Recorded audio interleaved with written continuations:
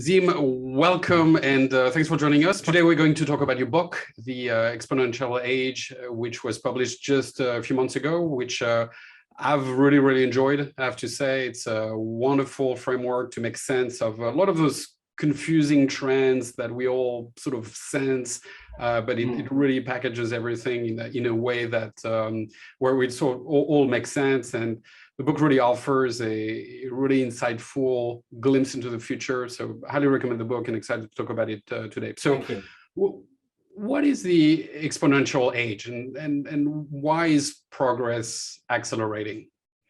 Well, the exponential age is where we are now. Perhaps it's easiest to explain by explaining where we've come from. In the book, I argue that a lot of the world, certainly up to the last 5 or 6 years, is built on the after effects of three major technology platforms that emerged at about the same time in the 1890s.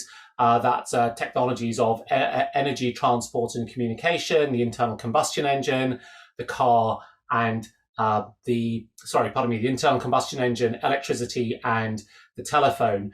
And independently around that time, the sort of 1880s, 1890s, and then becoming mainstream in advanced Western economies by the 1920s, these technologies created the clock speed and the design patterns of the 20th century.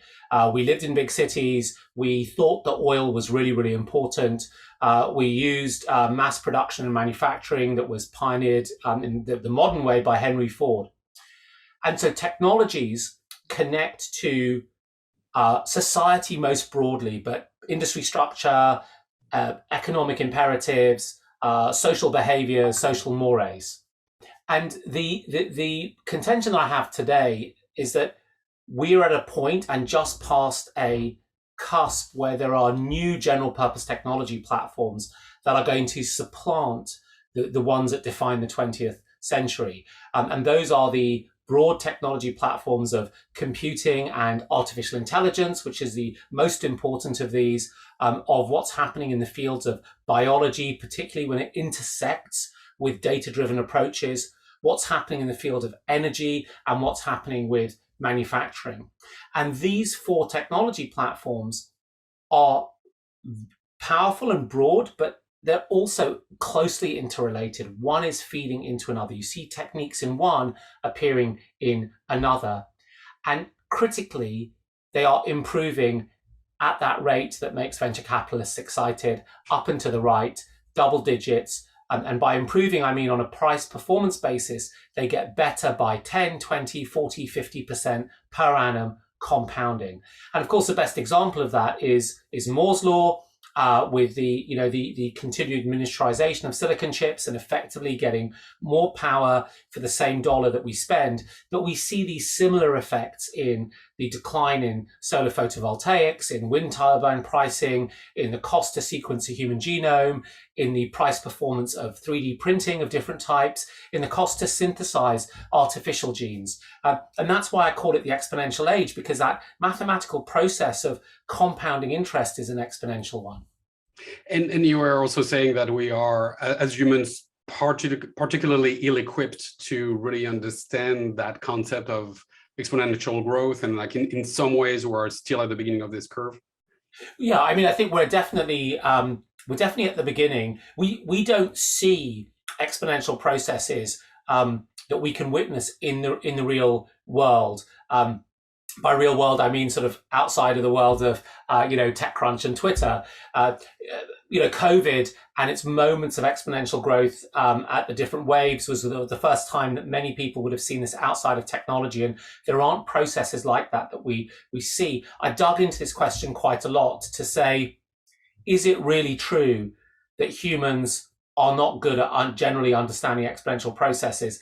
The research is not great, but the theory is kind of well understood, which is that the process of evolution selects for traits that make us successful. And in a world where we mostly see linear processes, the lion is running at us at, Matt, I know you're European. Can I use miles an hour? Yes. Okay. The lion is running at us at 28 miles an hour. that is a linear process, and the person who understands that survives. The person who thought of it as an exponential will not survive, right? They will get exhausted. So there are lots of reasons why, from an evolutionary perspective, exponential understanding would have been selected out. But of course, we've created these technologies that are marching down a learning curve that are now exponential. And in this new digital data-driven world that we've built, we see exponentiality all around us. Yeah. And related to this, a fundamental part of the thesis in the book is that there is a chunk of society which is lagging behind, and that's what you call the exponential gap. Yeah, absolutely. I mean, and the reason is that what is society? Society is a kind of complex, multi-dimensional, multi-layered group of more formal and less formal arrangements. It ranges from the tax laws or the DMV regulations through to just when do you cross the road, or do you give way to pedestrians? Something we do, I know, in the UK, but it doesn't happen as often in other parts of the world.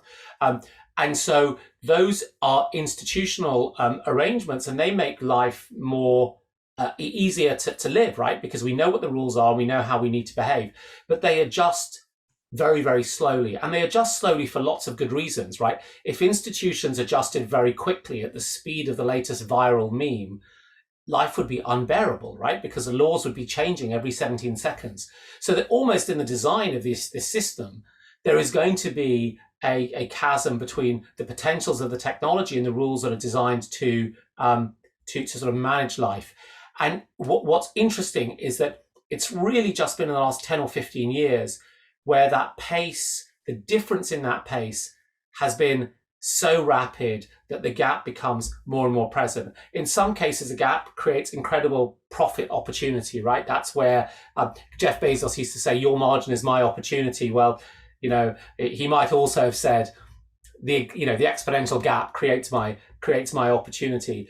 But it also bites us on the other side because we rely on institutional agreement and regulation and sort of societal norms to make life manageable. And what we've seen, particularly in our politics, but also in the increasing strength of certain companies and industry sectors, these technologies tend to end run the shock absorbers of life.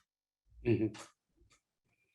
One of the characteristics of this exponential age is the rise of what you call the unlimited company, what others call the superstar companies. What are those, and why are they growing so fast and becoming so dominant? And I guess why are they so different from the previous market-leading companies? When I started to learn about business in the early to mid 90s, the general rule was that companies could only get to a certain size because competition would eat away at them, and that there were a few little aspects, right? So first of all was that one was that if you had a successful company, a new competitor could come in and compete away at the margins in some other way. The second is that managerially things would get too complicated. This was sort of Ronald Coase's insight back in the 1930s, that effectively at some point a company would get so big that it was so expensive to do things internally, it'd be cheaper to go to the market. And the third was this idea that companies would have increasing costs, right? So the 10,000th ton of steel that a car company bought would be more expensive than the 500th ton, and at some point it just wouldn't be profitable to source that. And so there was this idea of a 40-20-10 market, right? The top company would have 40% market share, the second would have 20, and the third would have 10. In these exponential markets, you don't see that, right? So Google is number one, and some of us can name Bing, and a handful of people use DuckDuckGo, but who's the fourth biggest search engine in the US? I mean, I don't know. And the reason for that is to look at those three things that slowed companies down in the past, the force of gravity. I think the one that's most important is the one that you sort of wrote the sort of critical blog post on about 7 years ago, which is the data network effect, right? The fact that data network effects do construct a flywheel that that is a second flywheel on top of the traditional customer network effect. And what that means is your ability to actually serve products that your competitors simply can't serve. And actually you can super serve niches. I mean, that's the sort of power of the data network effect, right? That you're by seeing a lot of people and by having these new AI systems like deep learning that can operate incredibly high dimensionality, you can construct niches and segments, and segmentation leads to price discrimination, and it leads to hyper loyalty. All the things that sort of MBA students get taught are really important in their their marketing modules, and that combination of sort of the data network effect with these new AI techniques, I think, constructs a resilience to these businesses. And then there's some other issues around how IT and KPI-driven management and automation in the backplane of companies has allowed them to push past the traditional Coasian barrier. That Coasian boundary being how far can managers actually manage a team. And the thing I think that brings this home is that you look at a company like Google or Apple or even Facebook, which has had like the shittest year ever in the last year, but it's still 10 times better a year than they deserved. Facebook still grew 20+% top line, despite being massive. General Motors was not capable of doing that from the 1970s. And so Facebook still grows, and still, despite regulatory hatred, customers leaving them and so on, becomes more profitable and decides to launch a new platform. It's like the boss mode of a horrible arcade game where the thing gets stronger and stronger every time you punch it. And what's true for Facebook, which is the weakest of the big tech companies, is as true for Apple and Google and everyone else. Yeah. And as an example of exponential gap, you say in the book that basically antitrust law is coming from a completely different age at this, and is completely ill-equipped to handle a superstar company.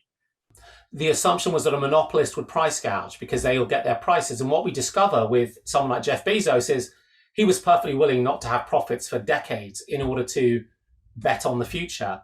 And that is where the antitrust law has fallen afoul, certainly in the US, because it was focused fundamentally on cost to consumer. But we know that there are costs that are embedded elsewhere in the system. So we know that, if you're on Amazon's platform, they will be looking at what products you're selling, and they'll figure out whether they should build an Amazon Basics by looking at the data that competes with you.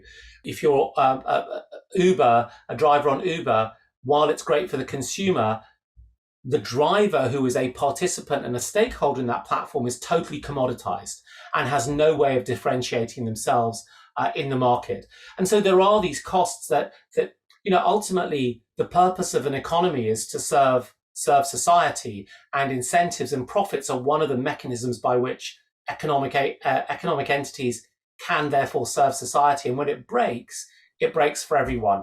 So in the same vein, like one of the most sort of obvious and talked about impact of the rise of this exponential technologies is concerns around the labor market and what it means for people in the jobs. So what is your view on the impact of AI, robotics, automation, and so on and so forth on labor? It's funny, when I wrote the book and I started the research, all of the analysts, or not all of them, but many of them, were talking about the robot jobs apocalypse.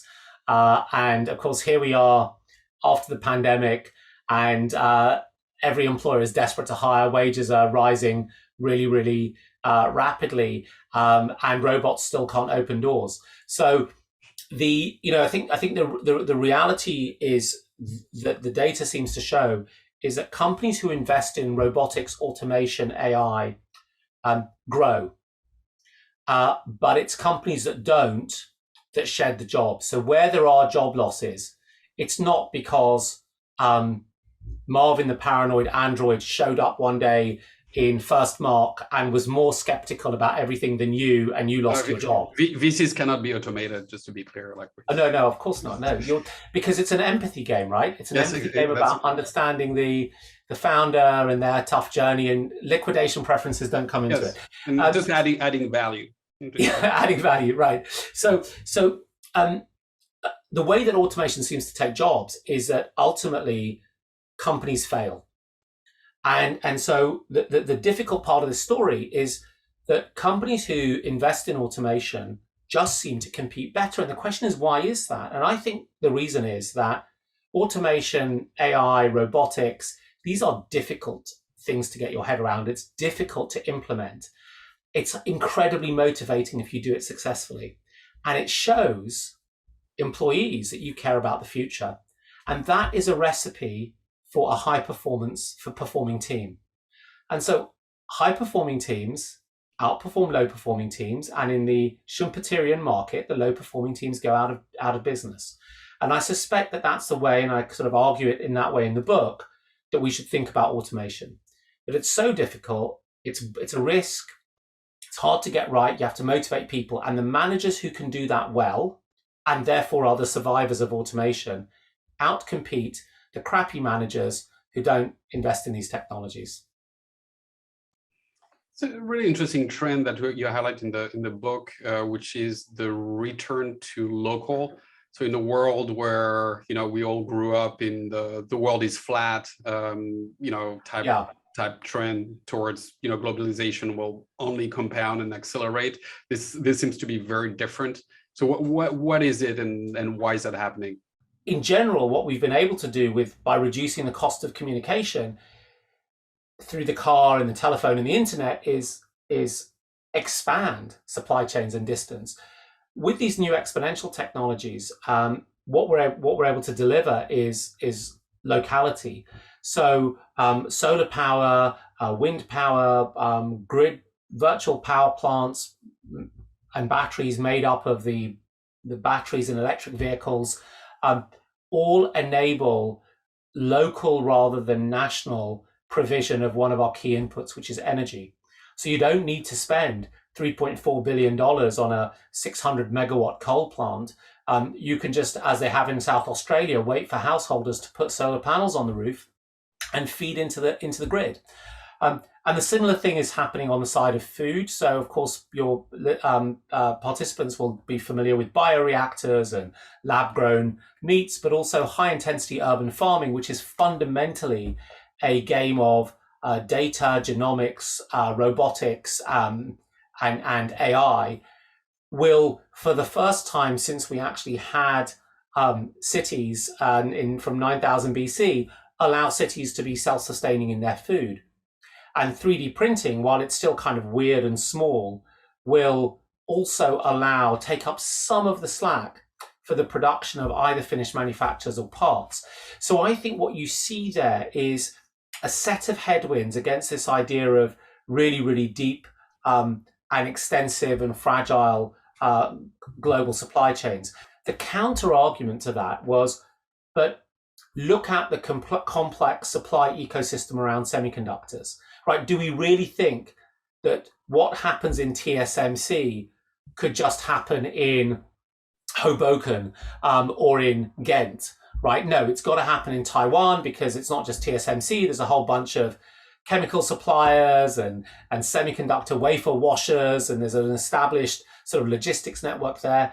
And that's true at the really, really hard end. That's quite hard to move. But what we've discovered is the imperative to construct resilience post-COVID and post-geopolitical competition has accelerated and strengthened this trend of the return to the local. Yeah, and to the point of geopolitics, what does that mean? There's something that you call the New World Disorder, which sounds pretty ominous. What is that? Yeah, it's pretty shitty. So the core idea in the book is that prices are coming down in a way, and so once something reduces in price, I mean, we know this as investors, right? The price of AI comes down because of Moore's law, and more companies use AI. So the price of being an annoying player on the international stage falls to zero because you don't have to roll a tank across the border. You'll see much more of this. That's not to say that tank-based warfare, as we are sadly going to learn over the next few weeks, is not going to exist. But it does mean that the way in which you do the build-up can change. And what we've seen, certainly in this kind of Ukraine conflagration, is a really aggressive but quite unsuccessful compared to other things disinformation campaign, which is one of the strategies you'd expect a country to use, as well as cyber attacks. And what you're doing there is you are using the disinformation to create a constant sense of distrust so that your adversaries are fighting amongst themselves, and you're using the cyber attacks to debilitate the day-to-day functioning of the nation. So people are worrying about other things, and then you let your tanks roll in. And that recipe is increasingly going to be tried and tested. So where does it all leave us? Like, how do you see the next 5 years, and then the next 20? Where do you think that's all going? And there's a set of technologies that are really on that cusp of being sort of amazingly interesting. And I think you see the synthetic biology arena, that overlap between data-driven biology and machine learning starting to come to fruition. And what we're doing is we're struggling on the scaling. So no one has really got the scaling right, but more and more people are getting the front end right. And, the scaling will therefore follow, right? We'll figure out that it's all about having custom bioreactors for whether you're making a therapeutic versus a meat versus a material. And that will all start to fall into place. But I think that is the sort of most ripe, really interesting technology. But then I also think that you're seeing over that 20-year time frame real breakthroughs in two super hard technologies that will rely on more ancillary technologies, so quantum computing and nuclear fusion, that will need all sorts of breakthroughs in material science, amongst other things, that we could expect to see. But the other thing to just think about is that, in the decade to between 2011 and 2021, just look at Germany, because I spoke to the sort of top people at Deutsche Telekom recently. The amount of data across Deutsche's mobile network increased 300-fold over the last 10 years. And so the question is, over the next 20 years, which is 2 lots of 10 years, if it grew at the rate it grew over the last decade, it would grow 90,000 times, 300 squared. So if you think it's going to be less than a 90,000-fold growth, you have to have quite a strong argument as to why that's the case. 90,000, I think, should be your base case. And in reality, maybe it's going to be much more than that. And then I think we can start to ask the second and third order questions, which is, what the hell are we doing with all of that data?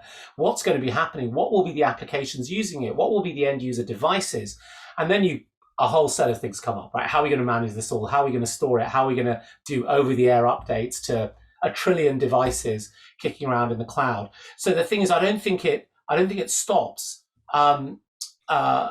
Because I'm not sure I see the natural physical limits at this point as to why it would necessarily stop. Well, that feels like a very interesting point to call this conversation a wrap. Thank you so much. The book, again, The Exponential Age, is super interesting. I would highly recommend it. Where do people learn about your work? Where do they follow you, your newsletter? How do they do all of that? You can find me on Twitter. I'm at Azeem, Azeem. And the newsletter is just Exponential View, which you can put into Bing and or whatever the fourth search engine is.